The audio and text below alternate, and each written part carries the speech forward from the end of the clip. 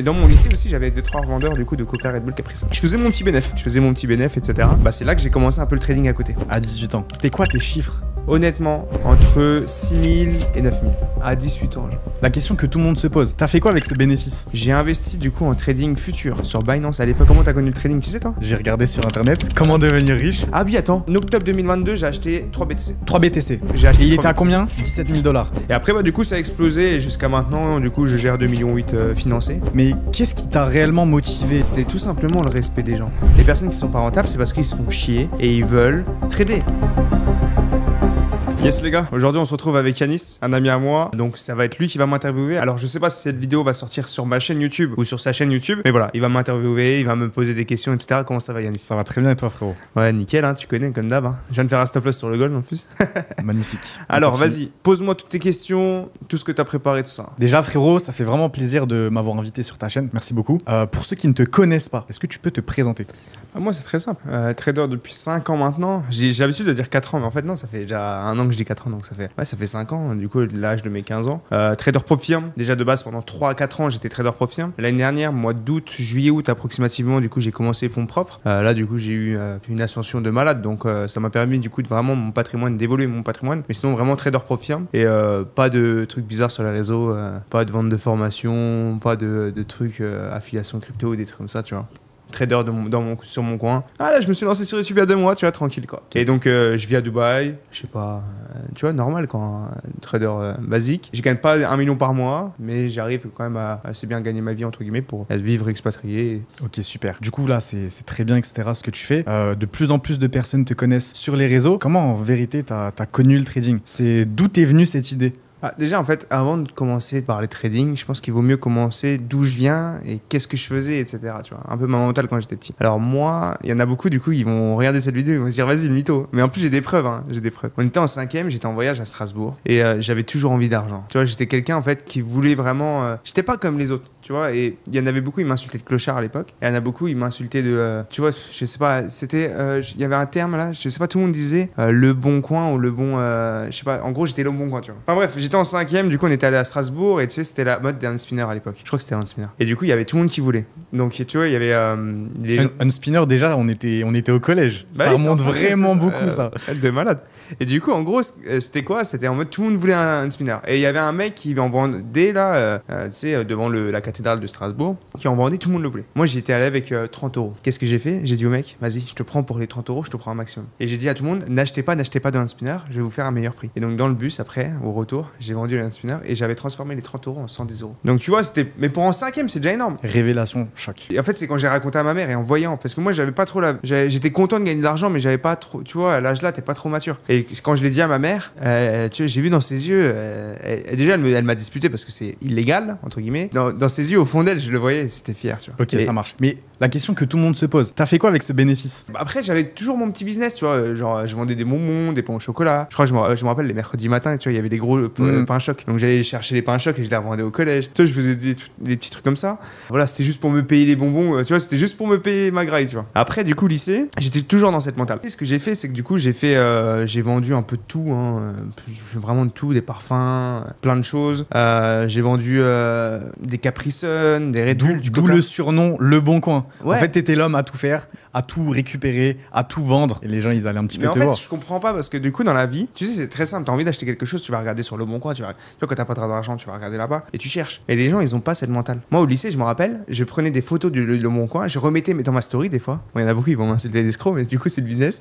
Et du coup, je remettais dans ma story, je mettais des 10 euros, 15 euros de marge. Et les gens, ils m'envoyaient un message, ouais, vas-y, je te prends. Mais moi, j'avais pas encore le produit, donc j'allais chercher le produit, je le revendais. Mais c'est là que je me suis rendu compte que dans la vie, il faut pas faire comme tout le monde. Parce que tout le monde a un résultat et moi, je voulais.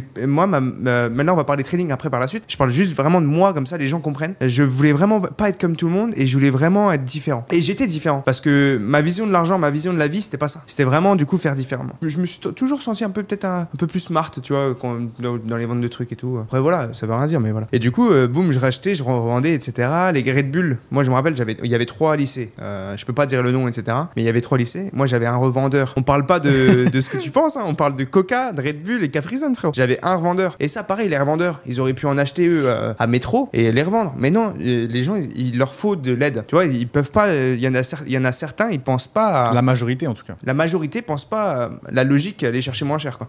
Et du coup, ils étaient obligés d'être assistés, entre guillemets. Et je les aime bien, hein. C'est pas du tout négatif. Bah, du coup, je donnais les Coca Red Bull, du coup, aux personnes de là-bas et de l'autre lycée à droite. Et j'avais des revendeurs. Et dans mon lycée aussi, j'avais 2-3 revendeurs, du coup, de Coca Red Bull Capri Sun. Je faisais mon petit bénéf, etc. Et ça, je me rappelle au lycée, bah, c'est là que j'ai commencé un peu le trading à côté. En fait, j'avais fait énormément d'argent avec tout ce que je revendais, etc. Bah, énormément. Genre, ça tournait à des fois 500 euros, 1000 euros par mois. Hein. Par mois. Au lycée. C'est énorme. Au collège Non, début lycée. Ok. Donc Début au lycée. collège, t'étais plutôt tout ce qui est tranquille. bouffe, sucette, bonbons. Et arrivé au collège, là, t'as Ça commencé partait. vraiment à voir qu'il y avait quelque chose à faire dans le business. Surtout avec ton âme de businessman, tu t'es dit, ok, là, il y a ça. quelque chose à faire.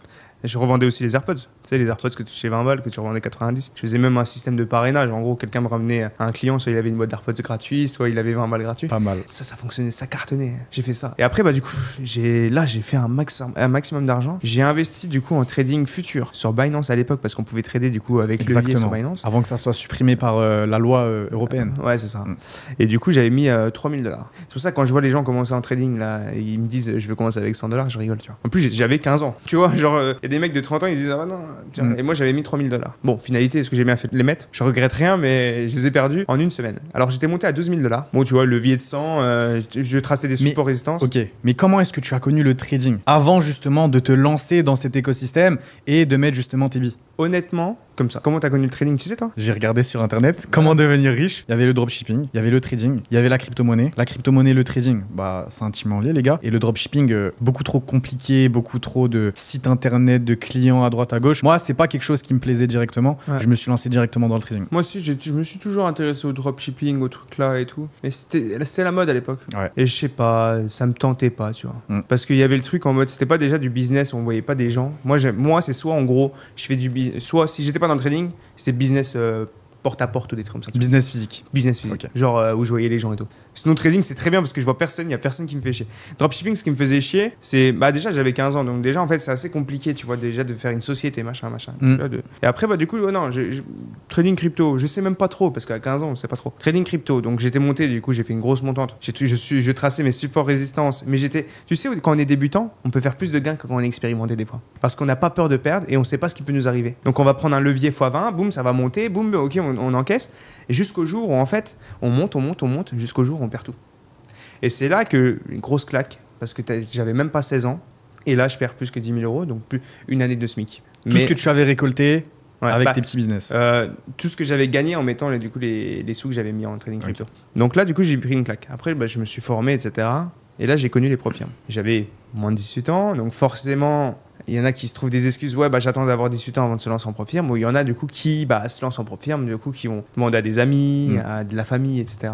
Et du coup, c'est ce que j'ai fait. J'ai commencé avec un compte à 50 000 $, j'en ai cramé 2, je crois. Il me semble, 1 ou 2, je sais plus. Et après, bah, du coup, j'ai été Funded directement. Donc là, c'est à l'âge de mes 16 ans. Et du coup, dès lors. C'était un compte à combien? 50 000. 50 000.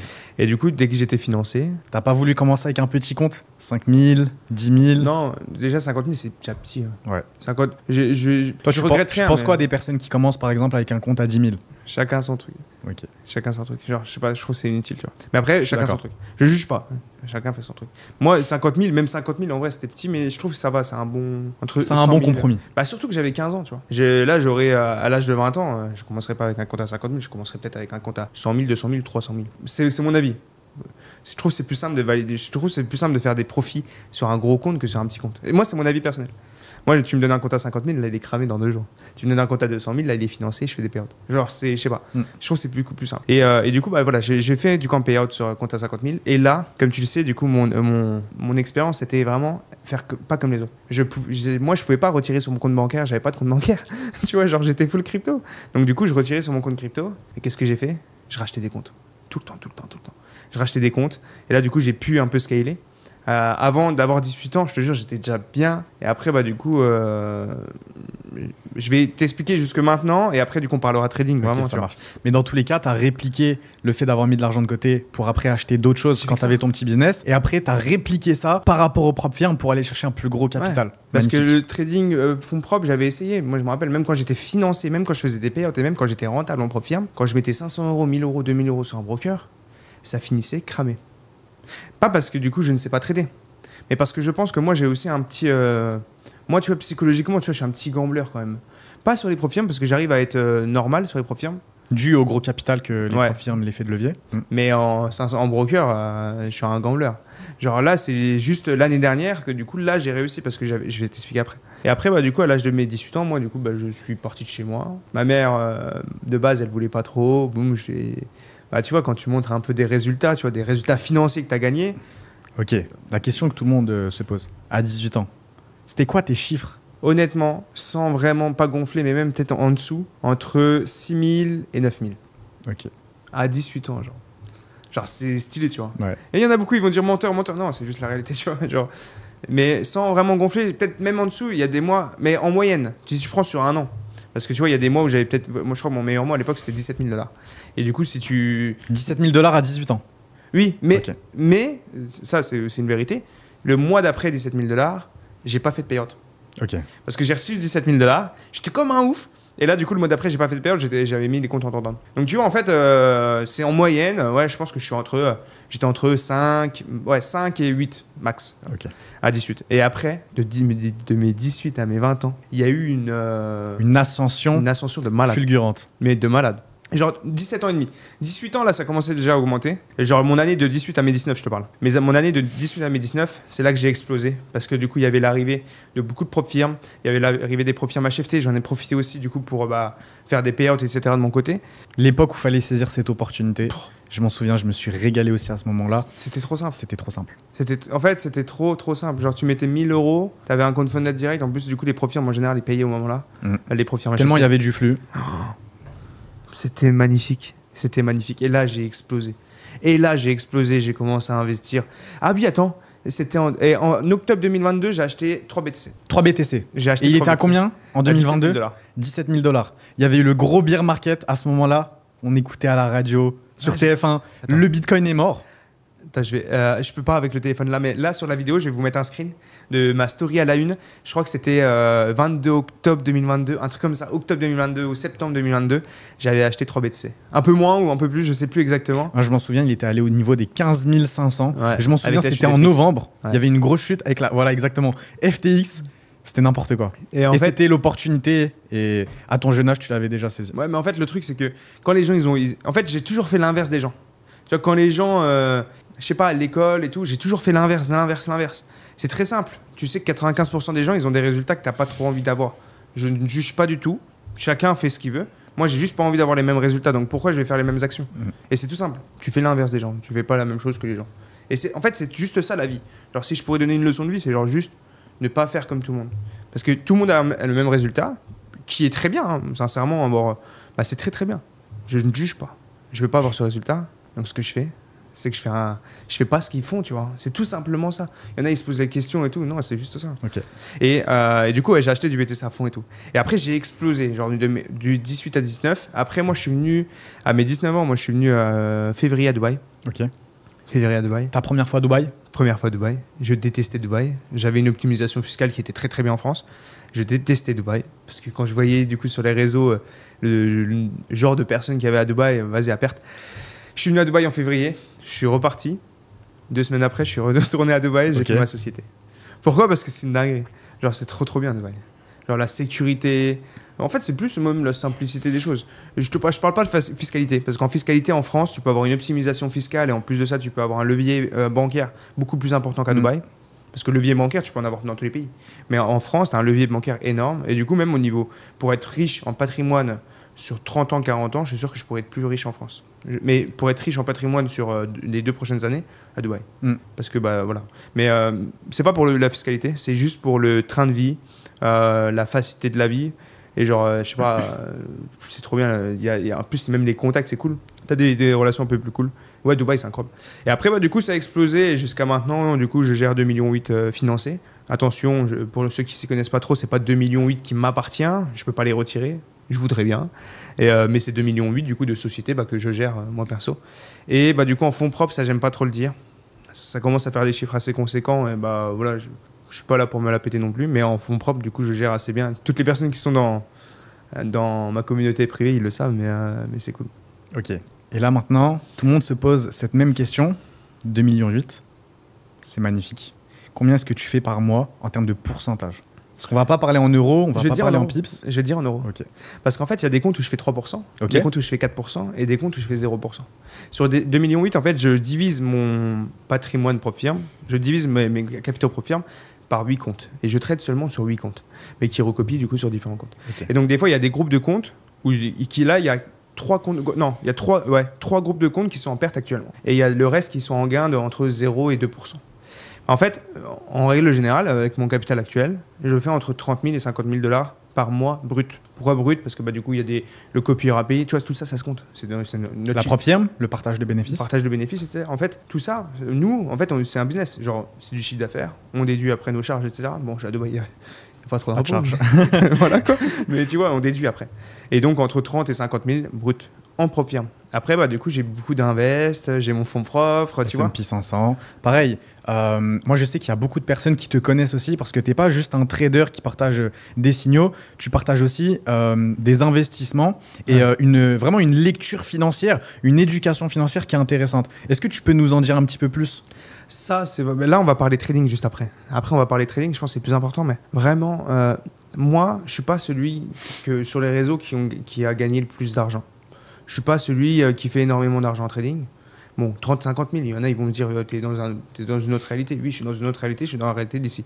Et la réalité d'ici, le problème, c'est qu'il y a des gens qui gagnent 100 000, 200 000, 300 000, 500 000 par mois. Exactement. J'aime bien dire que le SMIC de Dubaï, c'est à peu près 20 000 euros. Ouais, mais attention, ça ne veut pas dire que 20 000 euros, c'est rien. C'est très, très bien, tu le sais aussi. Il y en a qui gagnent 1 500 euros, 2 000 euros par mois, et ça, du coup, c'est très respectable, tu vois. Il faut pas être... voilà, mais ce que je veux juste dire, c'est que je suis pas celui qui gagne le plus, mais par contre, en termes de patrimoine, en termes de combien je vaux, je pense que je baise 80%. Pourquoi? Okay, c'est cru, les gars. Non, mais c'est juste la réalité, tu le sais toi aussi. Parce qu'en fait, en termes de... Moi, dans la vie, il y a ce que tu gagnes qui est devant toi. Et les gens, en fait, toi, tu es là. Et les gens, regardez, imaginez. Là, tu as un gros sac derrière toi. J'ai vu avec un youtubeur, je sais plus c'est qui. Il y a un gros sac derrière toi. Les gens, ils gagnent, ils mettent dans leur sac, mais ils oublient de regarder si le sac va bien. Ils oublient s'il y a un trou dans le sac. L'imagination, c'est quoi? C'est tout simplement, par exemple, un mec qui est dans le trading, c'est pas forcément un mec qui sait gérer ses finances. Il va gagner énormément d'argent. Il y a des gens, ils ont des pouvoirs de gagner de l'argent énormes. Ils vont gagner énormément d'argent. Par contre, ils vont pas gérer leurs finances derrière. Ils vont pas savoir investir. Ils vont juste savoir épargner. Ils vont dépenser comme des fous juste pour impressionner des femmes ou juste pour impressionner leurs potes. Finalité, ils se retrouvent avec depuis 3 ans, ils gagnent peut-être 100 000 euros par mois et ils sont plus pauvres que moi. Et ça, c'est pas parce qu'ils sont cons. C'est juste parce que du coup, ils n'ont pas une intelligence financière. Moi, je ne suis pas celui qui a gagné énormément d'argent. Et même quand on me voit, je dirais que je suis un clochard. Mais par contre, il y a un cercle. Il y a un cercle où vous savez, il y a combien. Et du coup, là, c'est choquant. Parce que tu te dis, mais what the fuck, en gagnant 30 000 par mois, mais comment c'est possible d'avoir autant? Mais tout simplement parce que je sais gérer mon argent. J'ai un certain pourcentage qui part dans le S&P 500. J'ai un certain pourcentage en fonction des saisonnalités, des cycles du marché, qui est en liquidité. J'ai un certain pourcentage en crypto en fonction du coup, de quand. Enfin, tu vois, le savoir de gérer son argent, moi, je sais plus générer de l'argent avec l'argent que j'ai que générer de l'argent, par exemple, avec le trading. Je sais pas comment trop expliquer, mais avec mes invests, c'est un truc de malade. Genre, vraiment, mon argent, je le gère comme... en fait, c'est un jeu, tu vois. Genre, moi, je le vois comme un jeu. Admettons, tu as 500 000 tous les ans, du coup. Tous les mois, moi, je fais tous les lundis. Moi, j'ai mon jour, c'est le lundi, où je gère du coup mes comptes propres firmes, je gère mes invests, etc. Et tous les mois, tu vois ton patrimoine évoluer, mais tout le temps. Je trouve que c'est trop satisfaisant, tu vois. Ok, c'est magnifique. Vraiment. Surtout quand tu comprends la fondamentale, ouais. Quand tu comprends ce qui se passe. Parce que tu as dit c'est un jeu, mais c'est réellement ça. Avec les banques centrales, quand ils augmentent les taux d'intérêt, quand ils baissent les taux d'intérêt, il y a des réelles opportunités derrière. Et ça, comme tu as dit, il y en a très très peu qui font la différence. Il y a ceux qui gagnent beaucoup mais qui ne savent pas investir. Et au final, ils vont toujours stagner. Et ceux qui gagnent ou qui gagnent bien et qui savent investir. Et c'est eux vraiment qui vont faire la différence sur le moyen long terme. De ouf. Et une chose aussi, la dernière type, ça prend par le trading direct, concret. Dernière chose, moi, au niveau invest, j'ai par exemple le change entre l'euro et le dollar. Donc là, ça peut faire comme du trading, mais c'est du trading swing, mais pas réellement du trading. C'est genre, par exemple, j'ai 100 000... C'est une petite optimisation. C'est une petite optimisation, mais qui est très très bien. Par exemple, l'euro-dollar. Moi, regarde, par année, j'arrive à faire entre 6 et 8% net de frais, net, juste avec du change de euro-dollar avec ma liquidité disponible. Donc par exemple, tu vois, je sais pas, sur ton compte bancaire, tu as 100 000 euros disponibles. Bah, au lieu de le laisser, par exemple, toi en AUD ou en France en euros, bah, du coup, tu vas faire du change entre l'euro-dollar tout le temps, en fonction des grosses zones d'achat ou grosses zones de vente. Et ça, c'est assez simple. Et du coup, j'arrive à avoir entre 6 et 8% net fees, tu vois, genre 6 et 8%. Incroyable. Alors que du coup, c'est énorme. Mais sans compter aussi si tu le places en livret. Enfin, tu vois, 6 à 8%. S&P 500, il y a une moyenne de entre 9 et 10% Par an, ouais. par an. J'arrive à faire 18%. Parce que bah, du coup, j'ai en fait, j'ai ma stratégie de réinvest en cas du coup de chute de moins 5, moins 10, moins 15, moins 20. Tu vois. Bon, c'est plus entre moins 3 et moins 7%. Du coup, je rechargeais tout au fond. Comme par exemple tout récemment. Oh mais là, c'était magnifique. Magnifique. Là, c'était magnifique. Et on était très peu à être sur ce coup-là. Hein. Non, il y en a eu beaucoup. Oui, mais la plupart, enfin quand je dis très peu, je parle de la masse. Ouais. Il y en a beaucoup qui parlaient d'un krach boursier, qui vendaient à perte, etc. Mais les gens qui vendent, de toute façon, en invest, tu vends, t'es con. Genre, pourquoi tu vends Tu vas faire quoi avec ton argent?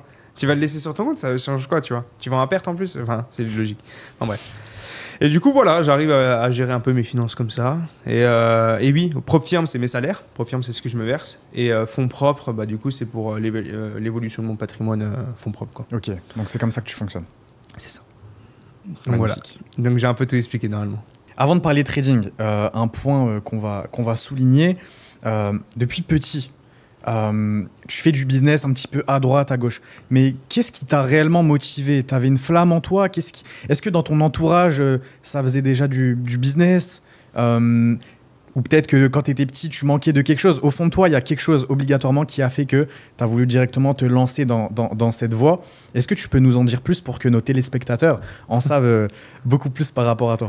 Non, en vrai, honnêtement, je viens d'une famille où pas riche, pas pauvre. Quand je dis pauvre, c'est vraiment genre, par exemple, 2 personnes au SMIC. Et pauvre, c'est pas négatif. En fait, j'aime pas trop parler d'argent comme ça parce que du coup, ça peut faire du mal à certaines personnes qui gagnent pas énormément malheureusement maintenant et du coup qui peuvent se dire putain en fait il m'insulte de pauvre le clochard, tu vois. Mais non, en fait, c'est pas du tout ça. Pauvre, c'est juste la réalité quoi. T'es pauvre. En dessous de la moyenne. Ouais, voilà. Et bah du coup, quelqu'un qui gagne un SMIC, 2 personnes qui gagnent un SMIC, c'est pas. Pour moi, je peux définir ça comme pauvre entre guillemets parce que bah du coup ils ont un peu du mal peut-être à finir les mois, etc. Je viens pas d'une famille comme ça. Je viens d'une famille où ouais, on pouvait aller au resto peut-être une fois par mois, tu vois, une fois par mois, tous ensemble, 2 fois par mois, max, peut-être, je sais pas trop. Mais c'était rare les restos. Vacances, c'est peut-être une fois tous les 2 ans ou une fois tous les ans, mais max. Tu vois. Et c'était où les vacances? Au camping? En Italie. Ok, en Italie. En Italie, dans les Pouilles. Et voilà, tu vois, je viens d'une famille normale. Je pense que c'est la moyenne un peu. Okay. Et donc voilà. Et du coup, ce qui m'a motivé, en fait, c'était tout simplement le respect des gens. Tu vois, par exemple, s'il y a des personnes de mon ancien lycée là, Madame Bilot, cette femme, je te jure, je vais... prof de quoi? Prof d'économie. Ok. Parce que je faisais STMG, tu vois. Elles sont souvent aigries, les profs d'économie, les gars. Je crois que c'était économie ou je sais pas, c'est un truc comme ça. La meuf, je te jure. Hein. Mais là, tu sais que mon but, tu sais c'est quoi? Tu sais ce que je suis en train de faire actuellement? Oui, ok. Bah là, j'ai cerné le personnage. Là, je vais acheter ça exprès juste pour elle, je m'en fous. Gros. Elle m'a mis la haine en moi, gros, d'une manière où en gros, elle me rabaissait tout le temps. J'avais l'impression d'être une merde avec elle, tu vois. Et là, elle m'a dit, ouais, jamais tu vas réussir, de toute façon, t'es con et tout. Elle te disait ça devant toute la classe? Devant toute la classe. Tout le monde rigolait, bah, moi aussi je rigolais, tu vois, je faisais les clowns. Mais intérieurement, ça m'avait traumatisé. Tu vois, intérieurement, ça m'avait vraiment fait du mal, même quand j'y repense, ça me fait... Tu t'es dit, tu vas les ravaler tes mots. Ah, elle? Ah, c'est ça, c'est le but. Tu vois, il y avait ça. Après, il y avait par exemple, quand j'étais petit, moi je porte des appareils auditifs. Moi j'ai 60% d'audition. Les gens, ils prenaient mes appareils auditifs, ils les mettaient dans les bouches d'égout et tout. Enfin bref, tu vois, j'ai eu beaucoup de moments assez difficiles quand j'étais petit. Harcèlement un petit peu? Ouais, vraiment. Ouais, tu vois, quand t'es un peu différent, tu sais, quand on est jeune, la plupart des gens ils sont cons. C'est vrai que les enfants ils sont méchants. Ouais. Et ça m'a fait une force. Ça, je me suis dit, tu sais quoi, mon frérot, je vais avoir tellement d'argent que tu vas me prendre en photo. Tu vois ce que je veux dire? Pas parce que je suis connu. Parce que peut-être que je vais venir avec une Lambo, ouais, c'est ma force. Maintenant, je pense plus comme ça. Mais avant, c'était ça. Je vais avoir tellement d'argent. Petit trou de balle côté là. T'as essayé de faire ça, mais t'inquiète même pas, dans 10 ans, frérot.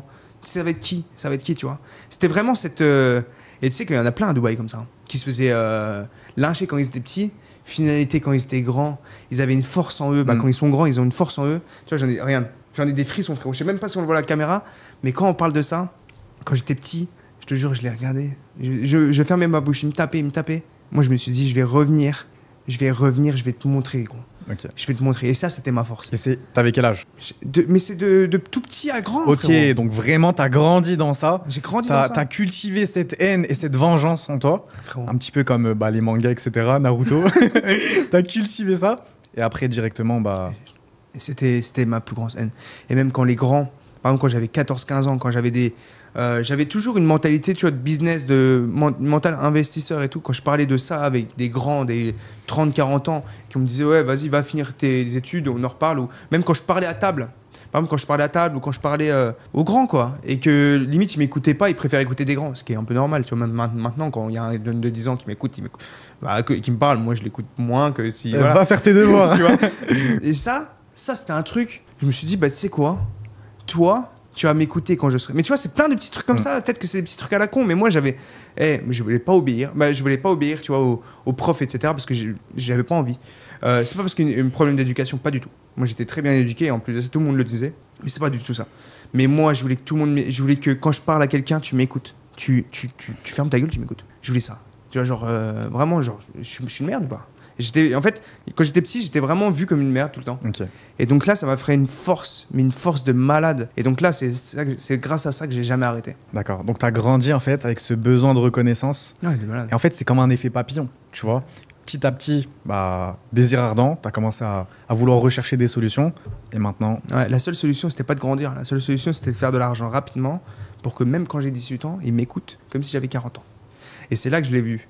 Parce que maintenant, les gens m'écoutent. Même les personnes de 40 ans. Alors que je sais qu'il y a des potes, ils ont 20 ans. Quand ils parlent à des personnes de 40-50 ans, ouais, bah, t'as rien vécu. Moi, depuis mes 18 ans, il n'y a jamais personne qui m'a dit, t'as rien vécu. Jamais. Parce qu'ils le savent, tu vois, ça se voit. Et quand ils me parlent, putain, j'avais l'impression que t'avais 26 ans, tu vois. Tu me faisais un peu jeune, mais quand tu me parles, non. Parce que du coup, maintenant, il y a des gens qui m'écoutent. Parce que du coup, tu vois, on a vécu beaucoup de choses. Moi, j'ai perdu en une journée 50 000 $, par exemple, dans le trading crypto. Tu vois, des fois, j'ai vécu plus de choses qu'une personne de 40 ans, financièrement parlant, tu vois. Et donc, soit ça m'a fait une grosse force. Tu vois, mais je me rappelle encore de leur tête, là. Ça me dégoûte, je te jure. Vraiment, genre, c'est un truc, tu vois, je voulais pas trop en parler et tout, mais ça, c'est un truc, frérot, ça m'a donné de la force. Donc, voilà, quoi. Donc, c'est ça, en vrai, ma grosse flamme, c'est ça. Donc, Léo, là, tu nous as raconté un petit peu ton parcours. Qu'est-ce qui a fait que tu t'es réellement lancé? Maintenant, on va parler de trading. C'est quoi ta stratégie de trading? Ça, j'adore qu'on parle de ça. Hein. Parce que, en fait, le podcast, là, je voulais vraiment qu'on parle de... Tu vois, parce que j'en ai marre des traders qui font entrepreneurs, mais en fait, non, on parle trading, tu vois. Parce que, bah, bon, il y a ils parlent de tout sauf de trading, hein, bizarrement. Ah, ça, on n'en parle pas, on en parlera peut-être après. Alors, du coup, ma stratégie, déjà, c'est pas... Toutes les personnes qui disent, ma stratégie, c'est SMC...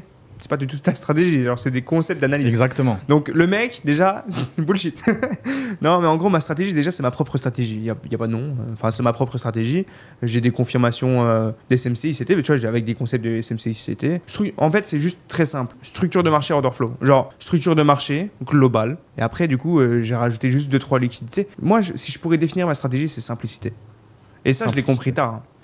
En fait, parce que pendant longtemps, j'ai eu des grosses performances en profit, tu sais bien. Mais tu vois, j'avais 10 comptes, j'en cramais 2, je faisais des périodes sur 4. Je stagnais. Non, je stagnais pas, j'évoluais tout le temps. Mais c'était trop... Regarde, j'ai une calvitie, frérot. C'était trop cardio. C'était trop cardio. Genre, tu perdais moins 4% sur un compte, tu faisais plus 10 sur l'autre. Et en plus, les profils, on les aime pas trop, ça. Donc, en fait... et ça, c'est parce que du coup, je tradais full SMC. C'était, tu vois, avec vraiment plein de termes, etc. Et j'avais des petits SL de 2-3 pips, avec des TP de 30-40 pips.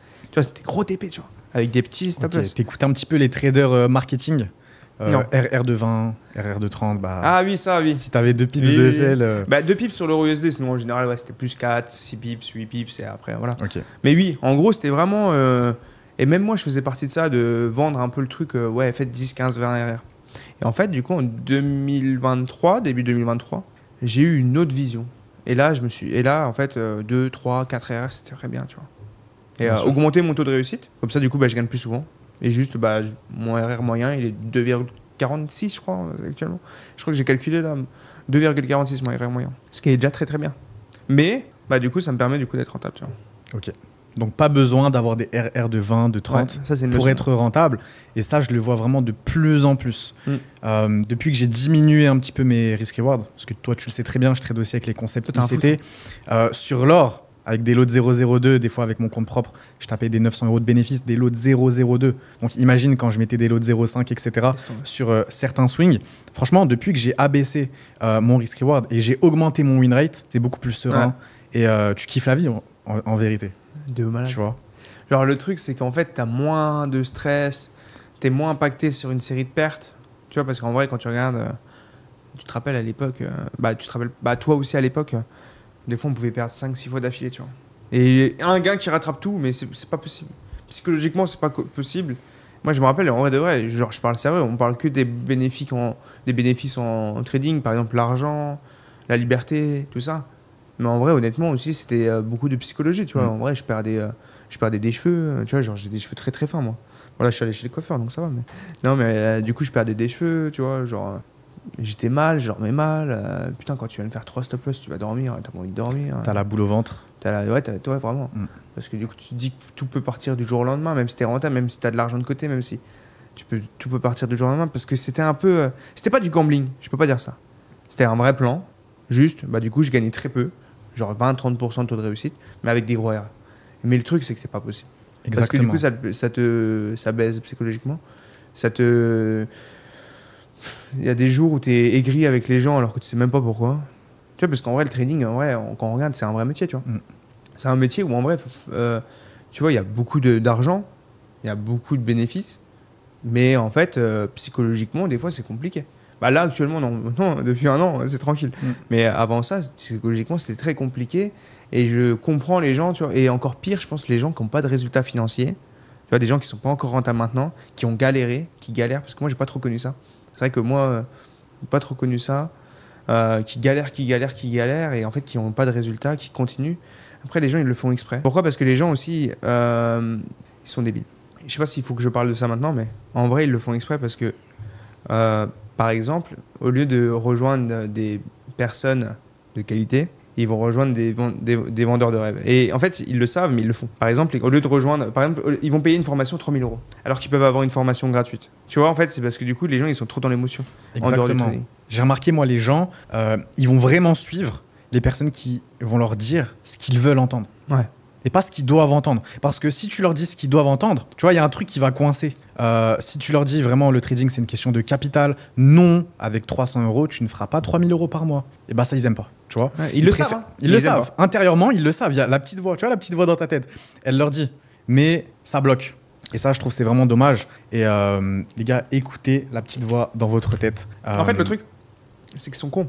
Ils veulent y croire, ils ont besoin d'y croire. Mais le truc, c'est que, par exemple, moi, tu vois, j'ai un service où je propose, du coup, je prends 10% des profits, je les accompagne, etc. Je prends juste 10%. Genre, tu vois, je leur donne des vidéos de formation, mes analyses, etc. Et je les accompagne, je les fais rien payer, tu vois. Et pas d'affiliation crypto, tout ça, tu vois. Et les gens, tu vois, ça, ouais, je suis peut-être pas prêt et tout. Mais non, frérot, si c'est débutant jusqu'à expérimenté, même un débutant, il peut rejoindre, donc t'es prêt, frérot. Et après, du coup, 2 semaines plus tard, je l'ai vu avec des potes à Dubaï.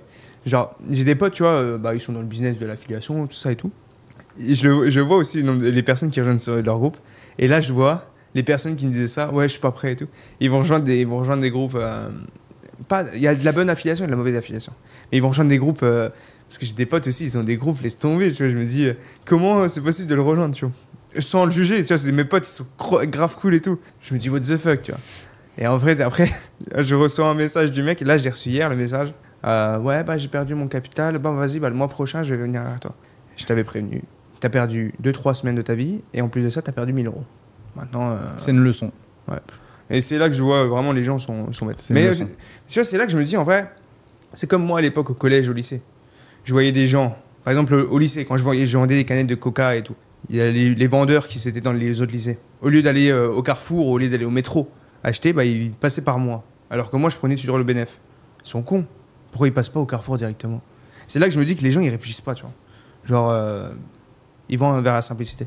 Ça, c'est plus simple de déposer sur un broker partenaire d'un VIP, d'un mec sur les réseaux, et du coup de rejoindre son groupe, que de vouloir se former. Par exemple, toi, les gens qui te rejoignent, bah, du coup, c'est des personnes qui veulent se former aussi, tu vois. Évidemment. Que de vouloir se former, vouloir suivre des positions, mais correctement, et vouloir faire des payouts, faire les choses correctement, les gens, ils préfèrent mettre 500, jeter à la poubelle les 500 euros. On en parlait la dernière fois. Nous, c'est en 2 phases. On dit que certains, c'est en 1 phase. Moi, la plupart des personnes, et toi aussi, surtout, qui vont rejoindre nos groupes, c'est des personnes, on les a prévenus, on leur a dit exactement la vérité, le vrai trading. Il faut se former, il faut être dans la théorie, dans la pratique, il faut suivre le prix, il ne faut pas courir après le prix mais attendre des zones. Au final, ils vont aller suivre dans un premier temps des influenceurs qui leur vendent du rêve avec 20 trades par jour. Et d'abord, ils vont perdre avec eux et ensuite, ils vont venir chez nous. Ah, t'avais raison. Ah oui, j'aurais dû t'écouter. Ah bah oui, là, effectivement, ce que tu proposes, c'est beaucoup mieux. Mais nous, ça prend plus de temps. Mais je pense que sur le long terme, c'est ce style vraiment de trading et d'accompagnement qui va performer sur le long terme et qui va plaire aux gens. Ah, tu vois, même les anciens vendeurs de rêve, maintenant, ils se retournent, ils font de l'accompagnement, ils font des risk-reward positif. Risk-reward positif, alors que... N'en parlons pas. Tu vois, genre... Mais bon, moi, j'ai toujours dit, les influenceurs trading, c'est bien pour les cons qui les rejoignent, bien. Ok. Mais tout le monde a rejoint un influenceur trading. Moi, non, à l'époque, c'était pas comme ça, mais tout le monde a rejoint un influenceur trading au début. Mais ce qui est bien, c'est que les influenceurs trading, ils ouvrent les portes au trading. Ils montrent que le trading, c'est possible. Malheureusement, il y en a beaucoup, ils vont s'arrêter à l'influenceur trading. Ils vont rejoindre, je vais pas dire de nom, un mec qui vend du rêve. Ils vont se dire, ah, putain, j'ai perdu de l'argent avec lui, vas-y, le trading, c'est de l'arnaque. Non.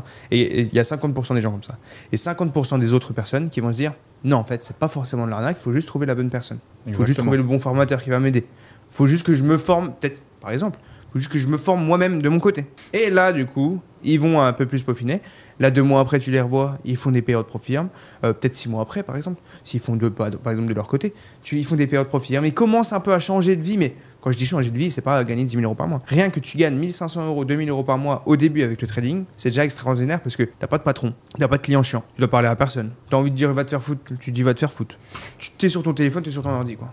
Et moi, t'as envie de dire va te faire foutre, tu dis va te faire foutre. Parce que tu sais, ce qui m'a bloqué moi à l'époque, c'était je pouvais pas dire ce que je pensais. J'étais victime, entre guillemets. Et le fait de dire qu'est-ce que je te dois rien, va te faire foutre. Là, c'est le kiff total, tu vois. Et c'est ce que un peu moi j'avais, tu vois, mes 18 ans, pas avec les parents, pas avec les personnes âgées. Quand je dis ça, je dis pas va te faire foutre. Faut rester poli, faut rester respectueux parce que c'est l'objectif, tu vois. On a été éduqués comme ça, tu vois. On va pas dire à une personne âgée, tu vois, des insultes et tout, ça se fait pas. Et du coup, voilà, les débutants. C'est juste gagner un peu et après, du coup, au fur et à mesure, ils gagneront. Mais oui, en gros, les influenceurs trading, il faut pas les suivre, quoi. Non, mais c'est exactement ça. Hein. Mais dans tous les cas, le trading, c'est vraiment différent des autres métiers en termes de finance. Moi, j'aime bien dire que si tu veux gagner de l'argent, mets-toi au milieu d'un énorme fluide d'argent. Et c'est ça, les marchés financiers. Ah oui. Mais n'oublie pas que, on s'en rend pas compte, mais certaines personnes qui font Bac+5 aujourd'hui gagnent 2 000 euros par mois. Pourtant, ils ont mis 5 ans. 5 ans à se lever de 8h à 18h, à réviser des partiels. C'est une dinguerie. Et ne pas avoir de revenus pendant 5 ans et que c'est papa et maman qui payent du coup l'appartement. Ou, tu sais, ils vont travailler. Au début, ils vont faire des trucs qu'ils aiment pas. Tu vois, comment ça s'appelle là quand tu vas travailler pour faire un petit stage, quand tu fais des études? L'alternance. Ils vont faire des trucs comme ça, etc. Vous travaillez chez McDo, des trucs comme ça. Pendant 5 ans. T'imagines si tu te lances dans le trading pendant 5 ans? Bah, regarde, ça fait 5 ans que je suis dans le trading. Genre, il n'y a pas besoin de réfléchir, tu vois. Il n'y a pas besoin de réfléchir. Après, est-ce que tout le monde est prêt à être entrepreneur? Parce que quand tu es trader, tu es entrepreneur. Tout le monde est prêt, du coup, à... Le plus compliqué, c'est avoir la liberté de se lever quand tu veux, avoir la liberté de gérer ton argent. Tu vois, il y en a beaucoup, ils ont besoin, comme je le disais tout à l'heure, et encore je reviens là-dessus, ils ont besoin, c'est comme les vendeurs de Capri Sun, Red Bull, Coca et tout machin, ils ont besoin d'avoir, tu vois, qu'on les mette dans leur... tu vois. Dans un moule. Ouais, tu vois, on les met dans un moule. Parce que du coup, il y a des personnes qui n'ont pas cet esprit, il y a des personnes qui ne peuvent pas. Mais après, trader, c'est différent. Mais tu vois, il y a des personnes qui ne peuvent pas. Mais trader, c'est différent parce que même tout le monde peut réussir. Mais tu vois, par exemple, moi, je le vois avec ma copine, même si elle pourrait se lancer dans le trading, parce qu'elle pourrait, tu vois, elle est avec moi, hein, donc elle pourrait être rentable, elle peut pas. Parce que le cerveau, c'est pas possible. Pas parce qu'elle est conne, hein, pas du tout, elle est pas conne. Juste parce que du coup, c'est vraiment pas possible. Genre, c'est un autre monde. C'est un autre monde. Franchement, c'est intéressant. Là, je te propose qu'on revienne beaucoup plus dans l'aspect trading. Okay. Est-ce que toi, tu as des actions dans ton trading, que ce soit en termes de stratégie, en termes de confirmation, en termes même de méthodologie, de psychologie? Est-ce que tu as des choses que tu as mis en place et ça t'a fait vraiment passer d'un trader débutant qui stagne mais qui gagne, et voilà, à quelqu'un qui gagne vraiment 30 50 000 euros par mois en trading. Moi, je sais exactement ce qui m'a permis d'aller atteindre ces niveaux-là. Toi, concrètement, est-ce que tu peux dire à nos chers téléspectateurs ce qui t'a permis d'arriver à là? Honnêtement, tu sais, en vrai, il y a beaucoup de personnes qui complexifient le trading, qui trouvent des stratégies de malade, alors qu'en vrai, juste simplicité. Mais même trop simple, genre. Tu sais qu'il y a un mec, je crois que j'avais regardé les stats là. Alors peut-être que je dis de la merde, hein. Mais tu sais qu'il y a un mec qui fait pile ou face. Un mec qui fait pile ou face. Mais qui gère bien son money management, peut potentiellement être rentable à la fin de l'année.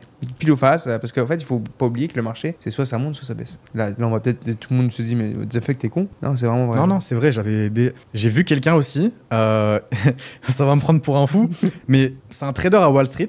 En fonction des phases de lune, il respecte parfaitement son money management, il va acheter ou vendre. Et c'est prouvé, hein. Il y a une sorte de cycle sur les marchés par rapport aux phases de lune.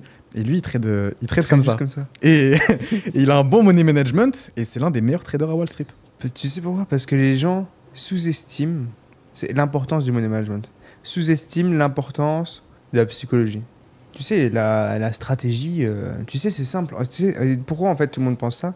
Parce que sur les réseaux, c'est plus simple de dire rejoignez, parce que moi je vends pas de formation, tu sais bien, mais la plupart des gens, tu sais, 80% des gens, ils font de l'affiliation de crypto, trading, je sais pas quoi, ou ils vendent des formations.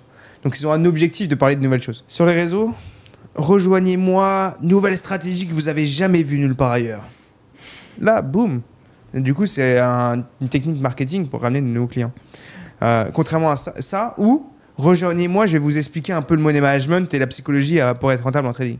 C'est quoi qui fait le plus vendre? La nouvelle chose, la nouvelle stratégie qu'ils n'ont jamais vue ailleurs. Tu sais, j'ai vu quoi la dernière fois? Nouvelle stratégie qui vient tout droit des États-Unis. Bah non, mais c'est ça. Mais parce que c'est beaucoup plus simple de vendre une formation, de ramener des clients. Parce que tu sais, le YouTube francophone, même en anglais, tout ce qui est YouTube, tous les médias, etc., ils sont manipulés. Le YouTube francophone dans le trading, regardez qui a un intérêt de parler. Il y a tout le monde qui a un intérêt. Tu vois, il y en a très peu qui ont pas d'intérêt quand ils parlent de trading.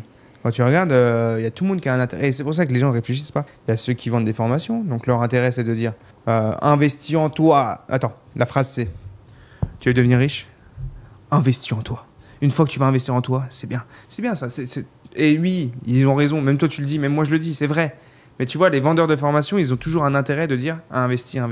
Parce que du coup, les gens, ils veulent. En fait, c'est vrai, mais ils le mettent en avant beaucoup plus que la réelle importance qu'il y a derrière. Voilà. Que toi, par exemple, tu as un intérêt à parler sur les réseaux. Moi aussi. Mais est-ce qu'on dit des choses par intérêt ou est-ce qu'on dit des choses parce que c'est la vérité? La vraie vérité, c'est juste, on s'en fout de la stratégie. Genre, peu importe la stratégie, il y a des personnes en support résistance de manière très simple, ils sont rentables. Pourquoi? Parce qu'ils ont la bonne psychologie, le bon money management et ils ont une expérience sur le marché. Genre, la stratégie, on en a rien à foutre. Genre, vraiment, arrêtez de croire que la stratégie, ça va changer des vies. Non, c'est pas la stratégie qui va changer la vie. Alors, quand vous voyez des vidéos, la nouvelle stratégie, machin, ça, je vais peut-être le faire parce que c'est ce qui fonctionne sur YouTube, malheureusement. Mais les stratégies, c'est pas ça qui va changer la vie. C'est la psychologie, la money management sur tes positions. C'est juste ça. Enfin bref. Et du coup, oui.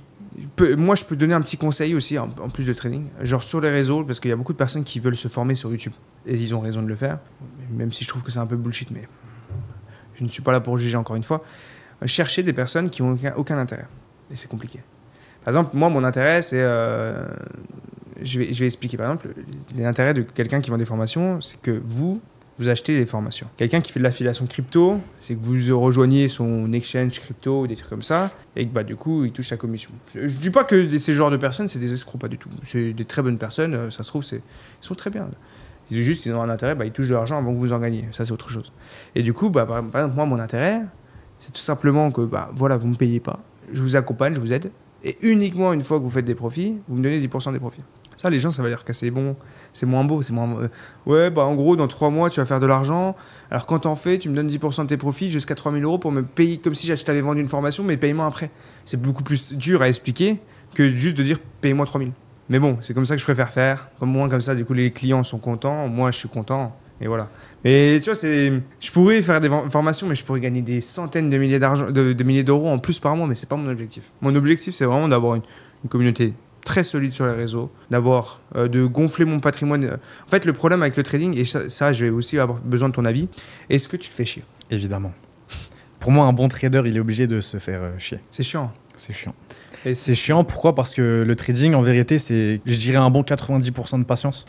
Moi, je sais que j'interviens que dans mes zones où il y a toutes mes confirmations. Où on revient, par exemple, en H4 dans des zones d'intérêt. Je fais quoi quand on revient pas dans mes zones d'intérêt? Je fais quoi? Je glande, je vais à la piscine, je vais conduire une Lambo, je fais quoi? En vérité, je fais ça, mais je place mes alertes. Mais tu vois, donc... Et c'est ça ce qui est dommage. Et c'est pour ça aussi, je pense que toi, tu t'es lancé sur les réseaux aussi. Moi, je me suis lancé sur les réseaux aussi pour ça, en partie pour ça. Parce qu'en vrai, le trading, moi, je tradais 2 heures le matin, je tradais 2 heures l'après-midi. Maintenant, je trade qu'1h30 l'après-midi, je trade pas le matin. Parce que le matin, je dors. Tu vois, genre en vrai, le métier de trading, en fait, c'est ce qui est chiant, vraiment. Et je pense que le plus gros point, le truc chiant du trading, c'est vraiment tu te fais chier, quoi. Exactement. Et d'ailleurs, les personnes qui sont pas rentables, elles n'ont pas envie de s'ennuyer. Donc elles vont chercher des opportunités où il n'y en a pas. Et c'est pour ça qu'ils sont pas rentables. Et c'est pour ça qu'ils sont pas rentables. J'ai un cas en tête d'un gars que je connais, qui est dans mon groupe. Il est monté à 5000 € de bénéfices, ok, avec 1000 € de capital sur l'or, parce qu'on allait chercher des swings. Et je lui ai expliqué, fais ton retrait, paye-toi. L'or, il a explosé à la hausse, paye-toi. C'est pas tous les jours que l'or, il explose à la hausse. Il a fait quoi? Il a fait que d'acheter, vendre, acheter, vendre, acheter, vendre.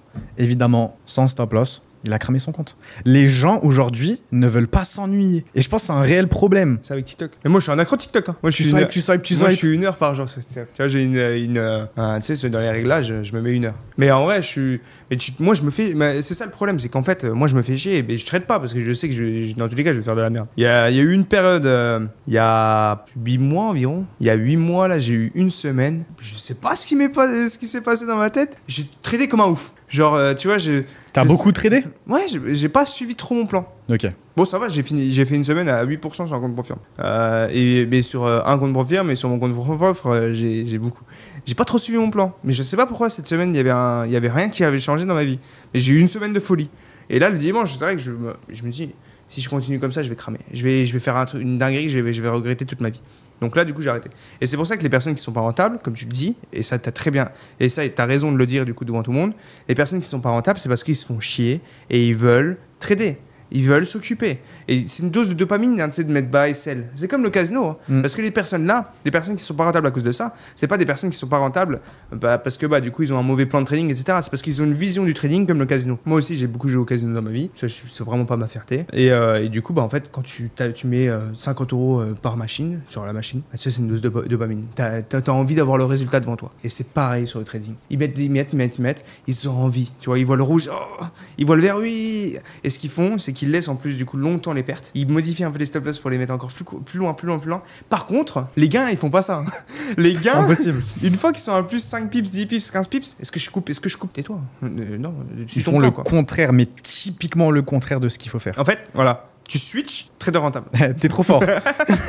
T'es trop fort. Ouais, et ils font ça en démo. En démo, mais ils font ça aussi en réel. Mais ils font ça en démo. Laisser courir les gains, stopper les pertes. Ah oui, ok. C'est pour ça qu'ils font x2, x10, x50. Ah, Yanis, je suis trop fort en démo, Quand il arrive sur un compte réel ou sur un compte profirme, la psychologie, elle change. Ça, totalement. J'ai envie de le dire. C'est un truc qui me... J'ai la haine, frérot. J'ai la haine, il faut que je le dise. Je suis désolé pour les personnes qui traînent en démo, mais cassez-vous de cette vidéo. Non, je rigole. En gros, il y a un mec. Mais moi, j'ai montré, hein, j'ai fait une vidéo il y a 1 an et demi. Je me suis amusé, j'ai commencé avec 1000 € sur un compte démo. Je suis monté à 1,5 million. Et ça, j'avais posté dans mon canal en plus. J'avais mis, oh les gars, regardez, 1000 €, mais 1,5 million, c'est bon. Je suis millionnaire avec 1000 € et tout. Je vais faire une vidéo de YouTube. Et après, genre 4 heures après, je dis, les gars, c'est un compte démo. En plus, les gens, ils me croyaient, tu sais qu'ils me croyaient, genre, débile, tu vois. Et après, vu que je mens pas, ils ont pas l'habitude d'un mensonge de ma part, donc forcément ils y croient. Et du coup après j'ai dit que c'était un compte démo. Et après du coup j'ai fait un long vocal en disant, les gars, toutes les personnes qui tradent en démo, en fait je trouve le démo c'est juste pour connaître l'application. Après trade en réel, genre trade en réel. Exactement. Moi j'ai jamais fait de démo. Moi aussi. Mais pourquoi tu veux trade en démo? Genre je trouve que c'est illogique. En plus les gens ils ont un ego surdimensionné ceux qui tradent en démo. Ils ont un ego surdimensionné. Ils montrent leurs gains. Ils montrent leurs gains, mais non. T'en penses quoi de cette position? Montre-moi l'analyse. Oh bah, je suis prêt à un achat, je pensais que ça montait. Je l'ai senti. Je l'ai senti. Ah ouais, Madame Irma, c'est vrai, t'es chaud, gros. Ouais. Et du coup, aussi, pour les personnes qui tradent en démo, voilà, c'est de la. Voilà. Mais aussi ceux qui tradent avec 100 €, 50 €, 150 €, toi, t'en penses quoi, Yanis? Parce que moi, j'arrête de parler de ça parce que je peux blesser certaines personnes. Franchement, je leur dis à chaque fois, on va faire un pari sportif. Ça sert à rien. Ça sert à rien, tu vois. Moi, je trade le gold. Tu veux faire quoi avec 150 euros, 200 euros sur le gold? Mais surtout qu'en plus, et ça, ceux qui veulent se lancer avec 150 euros, 200 euros, 300 euros, c'est des personnes qui ont une vision de gambling. Tu vois, ils veulent. Ah, je veux tester, t'inquiète. Tac. Et ils vont faire x2, x3, ils vont se dire, ouais, truc de ouf. Et en fait, du coup, ils vont perdre. Ils vont se dire, oh, en fait, non, il faut que je me forme encore. Mais non, t'es con ou t'es con? T'es con? T'es vraiment con. Genre, non, c'est pas parce que t'as perdu tes 200 euros que t'as mis sur un broker que tu dois te former. C'est tout simplement parce que t'as déjà de se trader avec 200 euros. Va faire un resto, c'est le prix d'un resto, frérot. Et ça, attention, dans les commentaires, il va y avoir des personnes qui vont me dire, ouais, mais Léo, tu juges les personnes qui ont 200 euros et tout. Déjà, de une, j'avais 15 ans, j'ai pu investir beaucoup. Donc, je pense que peu importe ton âge, si t'as moins de 16 ans, tu peux minimum investir 1000 euros. C'est mon avis. Il y a trop de solutions. Tu travailles un mois, tu joues Vinted. En fait, les gens sont des assistés. Il y a beaucoup trop de solutions. Et ça, attention, je le dis parce que je sais qu'il y en a beaucoup d'entre eux qui vont m'écouter.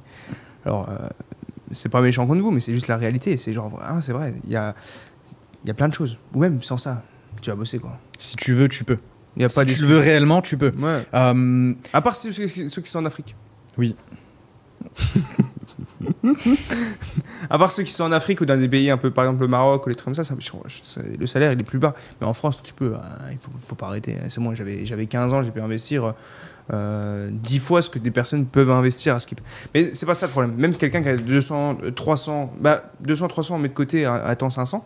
Et une fois que tu as 500, le mec il peut avoir quand même 10 000. Pourquoi je parle 10 000? Parce qu'avec 500, tu peux avoir un compte à 100 000 et du coup 10 000 de drawdown. Donc en fait, tu transformes 500 en 10 000. Donc en fait, avec 500, tu peux avoir 10 000. Donc je trouve que déjà à 500 000, ça commence à être intéressant. Bon, ceux qui m'envoient un message, qui me disent j'ai envie d'investir 15 000 euros, ça sert à rien d'investir 15 000 euros, tu vois. Genre, c'est mon avis personnel, à part si tu veux être en fonds propres, oui, ça peut être intéressant. Mais je trouve qu'il vaut mieux profiter des profits, tu vois. Mais voilà, en gros, notre avis, voilà, toi aussi, ton avis, c'est ceux qui n'ont pas trop à investir, il faut aller travailler, quoi, comme c'est ça la réalité des choses, quoi. Et après, surtout investir. que c'est pas pressé. T'es pas obligé de te lancer une semaine après. Tu vois, tu peux te lancer 1, 2, déjà juste 2 mois, tu peux faire quelque chose. Tu peux travailler, tu peux trouver des solutions. Non, mais en fait, tu peux te débrouiller. Tu fais des parrainages Boursorama Banque, tu te débrouilles. Aujourd'hui, vraiment, c'est trop simple de faire ses premiers sous, ses premières centaines d'euros. 200 euros, il te manque 300 euros à investir. En 3 jours, tu les as, quoi. Ouais, largement. Tu mets une petite story. Ah, les gars, ceux qui n'ont pas de compte Boursorama Banque, venez. C'est vrai, ça, je l'ai fait aussi à l'époque. C'est que ça, j'ai fait un business de malade. J'avais fait un Discord. Tu sais que je payais des mecs pour avoir leur compte Boursorama pour faire du parrainage parce que c'était maximum 20 parrainages par compte. Et moi, je payais des comptes pour les avoir et du coup, je mettais des stories. J'avais des petits gars qui mettaient des stories et boum, moi, je prenais un pourcentage vu que je leur finais les comptes. Je faisais des trucs de ouf. Ça, c'était un business aussi à l'époque. Mais tu vois, en vrai, t'as juste besoin de 500 euros. Je pense que tout le monde peut les avoir. Je pense au maximum 2 semaines, tu vois. En vrai, totalement. Mais bon, chacun ça. Tu sais, des fois, il faut un peu de tout. Là, c'était super intéressant. Mais pour toi, c'était quoi la phase la plus simple au début dans ton trading? Alors, la phase la plus simple, c'est pas le début. Ça, je pense que c'est une réponse assez simple. Pas le début, mais c'est une fois que tu as plusieurs comptes Profirm. Parce que là, c'est là que le jeu commence. Tu vois, avoir un compte Profirm, tu as le stress. Parce que du coup, tu n'as qu'un seul compte Profirm. Si tu fais une erreur, si tu le crames, t'es mal. Avoir 2 comptes Profirm, ça commence. 3 comptes, 4 comptes, 5 comptes. Et là, du coup, c'est le bonheur. Là, c'est le jeu d'enfant. Et là, c'est là que, je te jure, c'est satisfaisant de malade. Parce que du coup, tu vas trader un compte. Le lundi, tu fais un stop loss. Okay. Mardi, tu fais un TP. Mercredi, tu fais un TP. Là, regarde, exactement ce qui s'est passé cette semaine. Lundi, stop loss. Mardi, 2 TP. Hier, 1 TP. Ok. Là, du coup, j'ai arrêté de trader sur la majorité de mes comptes. J'attends le payout. Sur les autres comptes, je récupère à 0. Là, j'ai fait un stop loss aujourd'hui. Je suis en perte sur les autres comptes. Et du coup, je récupère ça. Et en fait, il y a des comptes. Genre, la gestion de compte, c'est genre ultra satisfaisant. Genre, tu vois, par exemple, il y a des meufs, elles aiment bien, tu vois, les trucs comme ça, ASMR. Moi, le truc le plus satisfaisant dans ma vie, genre, c'est gérer les comptes. Genre, je sais pas, la comparaison, peut-être vous allez me prendre pour un psychopathe, et je te jure, c'est vrai. Mais c'est vrai, genre, gérer différents comptes, avoir moins 1% là, mais en fait, du coup, tu as d'autres comptes qui font des périodes. Donc, même s'il y a un mois, ou par exemple, des fois, je te le jure, et en fait, c'est ça, le trading Profirm, c'est ça. Même s'il y a des mois où il y a eu un mois où, par exemple, là, le mois quand j'étais à Bali, là, Bali Thaïlande, j'ai pas été rentable et j'ai fait de l'argent. Genre, tu te dis, mais what the fuck? Le mec, il est pas rentable et il fait de l'argent. Et ne pas être rentable pendant un mois, c'est pas rien de grave. Tu sais, il y a beaucoup de débutants qui vont me regarder, ils vont se dire, ouais, c'est qui il est con, quoi. Non, c'est rien de grave. Mais en fait, vu que du coup, sur la majorité en fait, sur tous mes comptes, si j'aurais pris un copieur sur tous mes comptes et que j'aurais pris toutes mes positions, j'aurais été à moins 1,4% sur mes comptes Profirm financés. Mais en fait, vu que du coup, première semaine, j'ai tradé sur mes comptes, sur certains comptes, deuxième semaine, ou certains jours, j'ai tradé sur certains comptes. Enfin, tu vois, finalité, j'ai fait 20 000 $ sur un mois où j'ai pas été rentable. Et finalité, là actuellement, les comptes où du coup, ils étaient en drawdown le mois dernier, du coup, là, ils sont en profit, voire en léger drawdown de 0,5%. Et en fait, quand je dis que le jeu commence, c'est que peu importe la situation du marché, quand tu as beaucoup de comptes prop firm, en fait, tu peux avoir une gestion des comptes où en fait, même quand tu n'es pas trop rentable, tu fais des payouts. Quand tu es super rentable, des fois, il y a des comptes qui sont au lieu d'être à 4%, ils vont être à 1%. Mais en fait, du coup, ça te permet de diviser le risque par 10. Mais genre vraiment, tu peux pas faire d'argent. Même quand, à part si tu fais des stop loss, tous des stop loss dans le mois, mais c'est pas possible. C'est impossible. J'ai un plan et du coup, c'est pas possible. Donc en fait, peu importe la situation actuelle avec mes comptes actuels, peu importe, du coup, je vais faire des profits parce que du coup, j'ai tellement de comptes que voilà. Et c'est pour ça que c'est l'erreur aussi de certaines personnes, c'est qu'ils vont se dire, je vais acheter un compte prop firm, après basta. Non. Ouais. Le but, c'est vraiment du coup de se constituer. Et tu vois, c'est comme, il faut avoir l'image d'un Monopoly. Au Monopoly, tu n'achètes pas une seule maison. Le Monopoly, c'est la vraie vie. Là, je parle de Monopoly immobilier, mais il faut voir pareil avec les prop firm. Tu sais, les prop firm, il y en a beaucoup, ils oublient, mais les prop firm, en fait, quand tu as un compte prop firm, c'est comme une rente. Tu achètes un appartement, tu as une rente. Là, tu achètes un compte prop firm, tu as une rente. Et du coup, avoir plus tu as de comptes prop firm, plus du coup, tu as de rentes potentielles, mais du coup, tu as des rentes des fois qui ne peuvent pas rentrer pendant 2 mois. Mais du coup, tu as un autre compte où du coup, tu vas faire des profits. Et ça, tu le gères pareil. Et ça c'est vraiment le bonheur. Genre, le jeu, c'est un truc c'est satisfaisant. Genre, même quand tu vois qu'il y a une semaine où tu n'es pas rentable, tu arrives à faire de l'argent, tu te dis, mais tu as trouvé le glitch de la vie. Et c'est ça la vérité. Je te dis, le jeu est truqué. Le jeu est truqué. Mais c'est ça. Mais parce qu'en fait, je sais pas trop comment expliquer. Je sais pas si les gens vont comprendre, mais tu vois, un glitch GTA, tu fais des codes, tu as de l'argent. Je peux pas comparer à ça parce qu'il y a quand même du coup des années d'expérience, etc. Mais du coup, en vrai, quand tu regardes, même c'est ça qui m'a choqué. Même sur un mois où je suis pas rentable, je fais des périodes. Genre je pense du coup la chose la plus importante en trading, c'est simplicité et efficacité. Efficacité et capital. En fait, et du coup, et même mon compte fonds propre, quand tu regardes mon évolution, moi je trade rarement sur mon compte fonds propre, à part pour prendre 2-3 swings. Je trade rarement. J'ai eu une évolution de x4, x3 en un an. Magnifique. C'est énorme. Mais après, par contre, là, du coup, actuellement, avec le capital que j'ai en fonds propres, si je fais 15% tous les mois, même 15% en fonds propres, beaucoup de personnes vont dire que c'est énorme. Mais en vrai, vu que j'ai l'habitude de trader en profit, mais que je fais 3-4% en profit, du coup, en fait, tu fais juste x10, quoi. Donc, du coup, ça fait 30-40%, mais non, parce que tu fais pas x10 non plus, quoi. Tu risques pas 10% par position. Donc, même si sur mon fonds propre, j'arrive à faire 7% mensuel, même 5% mensuel, je suis ultra content. Mais parce que du coup, maintenant, il est tellement gros que j'ai du mal. Psychologiquement, j'ai du mal à prendre des risques comme au début. Donc, tu vois, quelqu'un qui va dire que j'ai fait x3 en un an, tu vas le prendre pour un mytho, mais non, c'est peut-être pas un mytho parce que peut-être qu'il a commencé. Exemple, moi, j'ai pas commencé avec 1000, mais s'il a commencé avec 1000 et qu'il est multimillionnaire, x3 en un mois, en un an, voilà, il a pris une gestion du risque différente. C'est pareil, là, moi, avec mon fonds propre. Du coup, au début, j'ai eu une grosse évolution. Là, j'ai du mal, tu vois, j'arrive pas trop à évoluer. Mais mes comptes propres firmes, c'est une dinguerie, genre, c'est trop satisfaisant. Toi aussi, ça t'arrive des périodes un peu difficiles, mais t'arrives quand même à faire des périodes? Ouais, ça m'arrive et en fait, c'est là où je réfléchis, je me dis, Dieu merci, je me suis lancé dans le trading. Ouais. Quelle grâce. Quelle grâce. Je me dis, mais incroyable, tu vois. Surtout, moi, j'aime bien, comme tu sais, je trade le gold. Le gold, tellement je l'ai saigné. J'ai développé un instinct de fou. C'est pas un instinct, c'est un œil. Je sais comment il réagit, les prises de liquidité qu'il fait. Je rentre. Il fait toujours la même chose. Il fait toujours la même chose. Le gold, quand tu le comprends bien, les gars, quand vous comprenez la structure sur le gold, les liquidités, quelle grâce. Bon, il y a un truc dommage sur le gold. C'est quand tu as des confirmations pour rentrer en plus petite unité de temps, faut pas chercher trop à comprendre, il faut rentrer direct. Tu vois, sur une prise de lique ou des trucs comme ça. Ouais. Parce que si tu attends du coup un réalignement de l'order flow, genre tu vois par exemple une correction du coup dans un bon B en M1 ou M5, ça vient jamais. Ça en fait, une fois que ça part, ça part. En fait, tu vois, le gold, quand il a fait sa distribution, il fait sa petite accumulation et ça, il peut le faire en H4 comme en daily. À chaque fois, tu sais très bien, le marché, il est fractal. Quand il fait sa distribution, il attend jamais. Ça sert à rien de l'attendre dans les 50% du Fibo. Il part direct. Et ça, c'est dommage. Ça, c'est chiant parce qu'en fait, moi, j'étais un trader Forex de base et j'attendais énormément de confirmations avant de rentrer en position et j'attendais du coup une correction pour me repositionner et tout. Je vais essayer de vous mettre un dessin. Là, mon monteur, il va essayer de le faire. Et du coup, j'attendais ça avant de rentrer en position. Sauf qu'en fait, là, je vais vous mettre un deuxième dessin du coup à l'écran. Bah, en fait, il faut pas l'attendre le gold. Une fois que tu as ta confirmation, il faut direct in sur le marché et du coup, mettre ton stop loss sur le plus bas ou si tu as in à la vente. Et alors qu'avant, j'attendais une correction un peu sur le prix pour rentrer en position. Ok. Donc en plus, tu tradais euro-USD, GPP et euro. Euro-USD, GBP, transition gold. Au début, ça a dû te faire bizarre. Bizarre de malade. En fait, c'était avec un membre du groupe privé, Pierre, il s'appelle. J'en parlais, je sais pas, on parlait du gold et tout. Je voulais voir, parce que c'est quand la transition Forex Gold, c'est ma transition où j'ai été en fonds propres. Quand j'étais en fonds propres Gold. Ok. Et du coup, là, j'ai surkiffé parce que quand t'es en fonds propres, le Gold, c'est une dinguerie. Profirme l'euro USD, GBP USD, ça peut être intéressant. Même si, en vrai, les deux sont intéressants, mais genre, je sais pas. Je suis passé en fonds propres, je suis passé sur le Gold. De toute façon, c'est connu, hein, que ça soit même en propre firme ou en fonds propres, les plus belles performances en général, c'est avec le gold. Ouais, mais c'est dingue. Mais par exemple, BTC, moi, j'arrive pour un tarif. Hein. BTC, je trouve il manipule beaucoup. Encore plus quand on est sur des niveaux d'ATH. Moi, j'aime bien le prendre quand il revient recombler des zones en HTF. Ouais. Daily, Genre weekly. des corrections HTF, genre. Voilà, des belles corrections. Quand il fait des gros liquidity runs, tu te souviens ou pas, on était au Bourj Al Arab. Il avait. Tu te rappelles ? Je m'en souviens. C'était magnifique. On avait pris l'achat vers les 75 quand il est passé de 101 à. C'était magnifique. Donc, on était au Bourj Al Arab, on avait même fait des petits TikTok ensemble et tout, c'était drôle. C'était marrant. Et ouais, mais le BTC, j'ai du mal. L'Ethereum. Tu kiffes ? L'Ethereum, les performances que je fais quand même. Je vais vous mettre un screen à l'écran là depuis une semaine et demie. L'Ethereum, très belle performance. En plus, sur mes vidéos YouTube, du coup, je vous montre un peu. Mais sinon, crypto, je traite pas. Ouais, que le gold en vrai, sur mes comptes propres, mes fonds propres.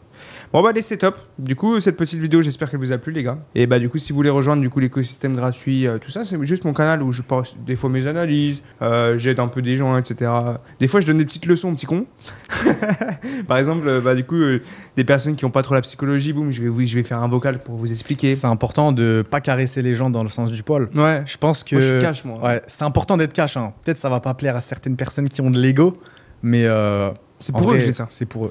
Moi, j'ai rien à gagner à. Tu sais, j'ai rien à gagner à dire t'es con, tu vois. Parce qu'il y en a, T'as plus, c'est un risk-reward négatif. Les gens, ils vont te détester. Ouais, c'est ça. Tu vois. Mais. Et vous avez vu ça? Ça, c'est avec Yanis, on est toujours pareil. On compare par exemple des choses dans la rue. On dit mais non mais ça c'est un RR négatif, tu vois. Genre qu'on a moins à gagner qu'à perdre, tu vois. Genre on va toujours comparer par exemple quand il y a un mec qui tombe, une fois on a dit prise de leak. Tu vois, on est des complètement, on est matrixés, frérot. Et mais ça c'est pour ça on se kiffe. Du coup rejoignez le lien dans la description. Likez cette vidéo si elle vous a plu et n'hésitez pas à vous abonner. Merci pour le visionnage.